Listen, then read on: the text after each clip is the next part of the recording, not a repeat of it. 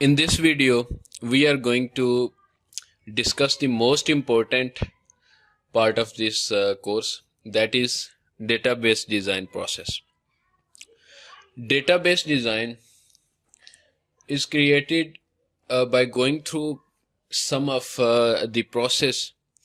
That process involves certain steps that we need to perform to design a database. Actually, we don't directly put the data in the database and accesses that data. For example, we want to design a database for a university, database management, database system. So we need to design that data. We need to create a design that how we will store this data so that we can effectively access the data and perform the operations we want, and users can access this data. So in order to do that, we have to go through certain steps to create that database design. So the first step that include is called, for example, this is a mini world. In terms of database, mini world is something like the organization for which you are creating the software. For example, I'm going to create the software for university. Then the university will be my mini world. Alright. Next comes in is the step that is called requirements gathering. From that mini world, we gather the requirements that are required. For example, which type of data they want to store for their organization. For example, if I'm designing for university, then I will see that which kind of students they have, how much students they are gonna be storing, how much teachers will be there, and something like that. And what are the relations with teachers and students? We will discuss these in later videos. So next comes in is the conceptual design.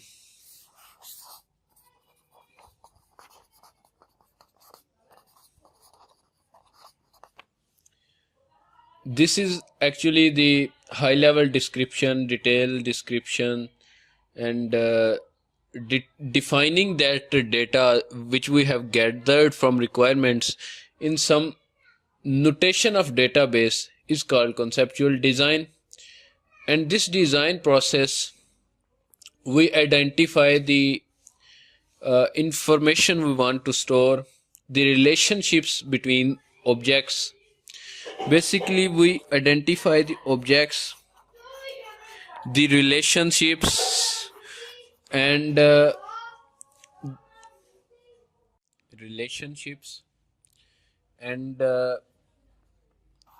objects attributes,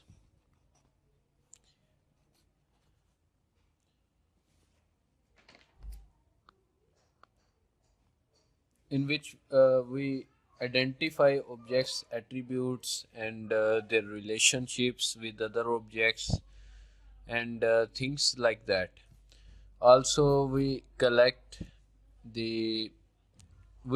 detailed description,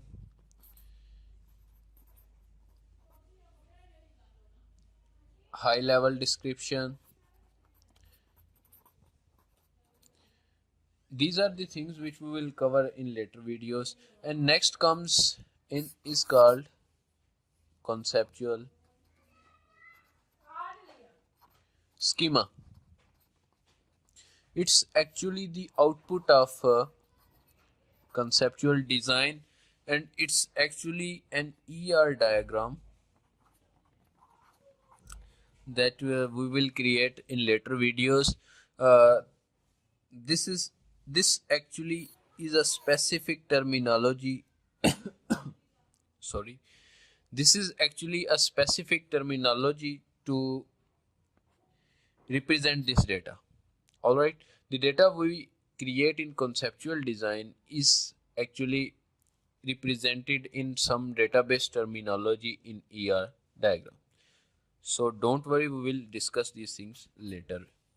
Next comes in is logical design and logical schema.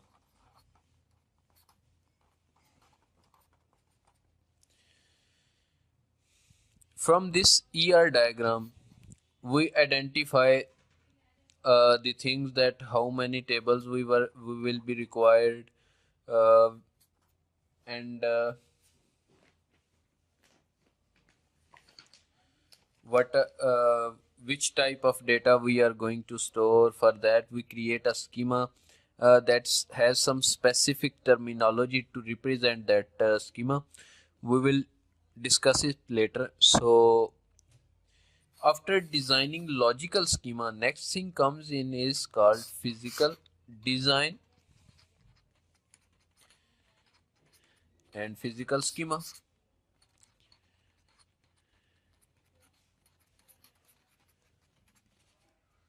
All right.